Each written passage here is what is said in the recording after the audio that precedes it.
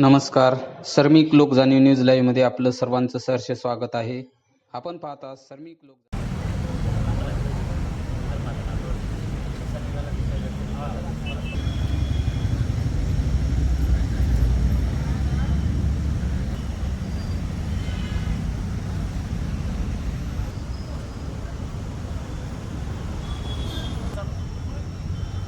नमस्कार, मी प्रवीण कडेकर, ग्राम रोजगार सेवक, ग्रामपंचायत कार्यालय टापरगाव, तालुका कन्नड, जिल्हा छत्रपती संभाजीनगर.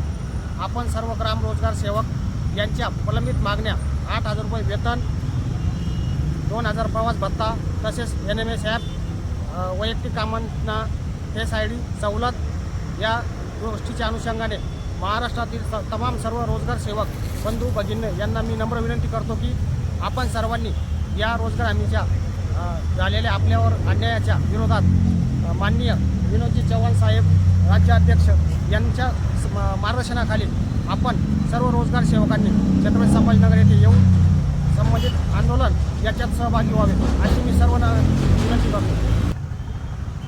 नमस्कार, मी सुदाम मनसूर सोनवणे, ग्रुप ग्रामपंचायत पळसखेडा टापरखेडा, तालुका कन्नड, जिल्हा छत्रपती संभाजीनगर येथील रहिवासी असून सर्व ग्राम रोजगार सहाय्यक यांना सांगू इच्छितो की आपले महाराष्ट्रातील महाराष्ट्र राज्य कृती समितीतील सर्व पदाधिकारी तसेच आजच्या उपोषण स्थळी बसलेले आपले विनोद भाऊ चव्हाण यांच्या मार्गदर्शनाखाली जे उपोषण होत आहे त्या उपोषणाला आपल्या महाराष्ट्रातील सर्व ग्राम रोजगार सहाय्यक यांनी तिथे येऊन उपस्थिती लावणं अनिवार्य आहे, परंतु काही लोक येत नाही. आणि माझं म्हणणं हे आहे की तुम्ही घरी बसून बोलण्यापेक्षा तुम्ही इथे येऊन बोला. आपण 28,500 लोक आहात, पण तुम्ही फक्त ग्रुपवर बोलतात, घरी बसून बोलतात. इथे येण्याची तुमची हिंमत नाही का? तुम्हाला जर न्याय हक्क लागत असेल तर तुम्हाला इथे यावं लागेल. नसतं काय ते चव्हाण साहेबांना, जिचकर साहेबांनी, तायडे साहेबांना काही घेऊन खाल्लेलं नाही.